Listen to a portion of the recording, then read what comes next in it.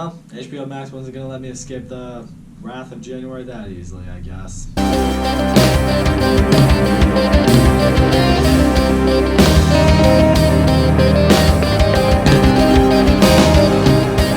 Lockdown is a romantic comedy heist movie starring Chiwetel Ejiofor and Anne Hathaway. The movie takes place during the height of the COVID-19 pandemic, back when everything was on complete and total lockdown. You were advised to never ever leave your home for any reason unless it was absolutely necessary. The two of them played this couple, their relationship's kind of on the rocks to begin with, and now they're stuck living together because of the pandemic. One day they decided it would be a good idea to rob a jewelry store, and then now we have our movie. The movie is officially a romantic comedy heist. What this movie really is a mockumentary pretending to be a heist movie. It's basically a mockumentary of what probably we all dealt with during the COVID-19 pandemic. So first of all, let me give the movie some credit where credit's due. Can you relate to this movie? Probably. Safe to say, during the lockdown, during the COVID-19 pandemic, we all went a little bit crazy. In fact, we all still might be going a little bit crazy because it's not over yet. Not being able to see family or friends or go to the places we love to go to. This movie represented how it can drive you completely out of your mind, especially if you are completely stuck at home with the people in your home. Eventually, you're going to get sick of each other. That was the one aspect of this movie that I appreciated.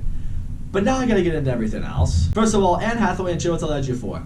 They're both great actors. They're both great. They've been Oscar worthy at multiple points in their career. This is one of those movies I'm not gonna remember either of them for because neither of them gave anything memorable to this movie. But the pandemic is getting to them. They're both very obnoxious at times. They're both really getting under each other's skin and frankly under the audience's skin. That's what I'll say. Neither of them were really all that likable. As a result, I was never really rooting for their relationship to work. I was never really rooting for either of them to accomplish anything. When your lead characters are unlikable, it doesn't make it very easy to get into the plot.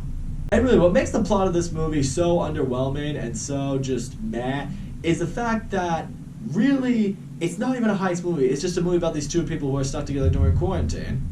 So what you have is a movie where, for probably a good 90% of it, it just takes place in their apartment. It takes place in one setting. That's tough to pull off for any movie. I've said that before. It's like, when you put a movie in entirely one setting, you're gonna have to really nail it. And some movies have. This movie did not. Yeah, we didn't get 127 hours with this shit. No, we were just bored out of our mind watching this couple bicker back and forth over COVID shit. I think that's what I hated most about this movie. It just made me go back to that point of time in COVID. I mean, we're at a point right now where we feel like maybe it's starting to get back under control. You know, we have the vaccine out, places are starting to reopen. We're starting to see the light again. This just brings me back to like that really dark moment of time where we all genuinely believed it was gonna be like this forever and we were all going insane. Stuck in a home with people you may or may not want to spend your whole day with, and it drives you insane and you're just bored. And that's just really what it is right there, guys. This movie to me was just boring. I mean, nothing really happens for a good majority of it. The two of them are working from home. They jump on these conference calls. They fire some people because they have to, because of layoffs and shit. The only time something really interesting happens for a while if they go out to buy,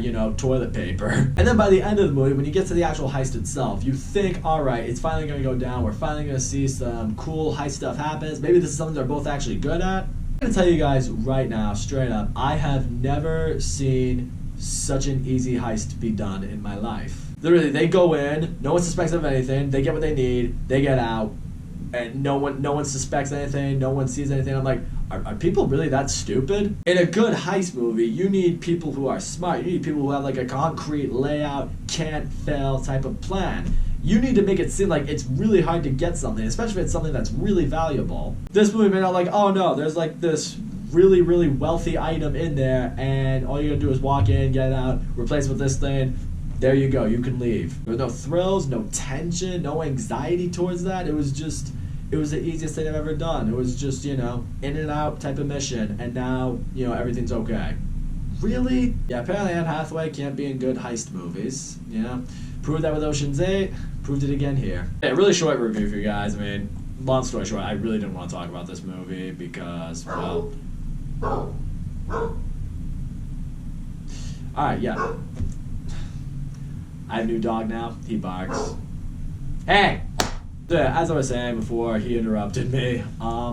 Yeah, short review for you guys, but really, I saw this movie like a week or two ago. I just never got around to reviewing it because, well, frankly, I didn't want to. But, it's a thing to do. And all in all, lockdown This movie was a waste of time. Again, I appreciate this movie remind us what life was like during the height of the pandemic when everything was on lockdown, but really all that means is we sit through a couple of people bored and bickering with each other, living under the same roof. The two lead actors, I mean, I've seen them be a lot better. This was definitely not a shining moment for either of them. The comedy hit me. I didn't give a shit for their relationship, and the heist was one of the laziest ones I've ever seen in a movie. In the end, it's movies like this getting released on demand, or technically on the streaming sites, that really have me hoping the pandemic ends so we can get a wide release for the great movies we're all hoping for.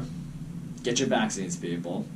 It's the only way this is going to end. So that's all I got to say, guys. Thank you so much for watching my video. Don't forget to leave a comment, like, subscribe, and I'll see you all next time.